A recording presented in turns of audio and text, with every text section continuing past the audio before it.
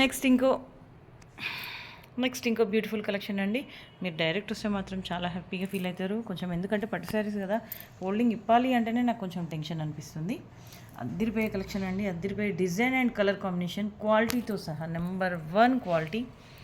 ఆఫ్లైన్లో మన ఇంట్లో ప్రజెంట్ రెడీగా ఉన్నాయండి.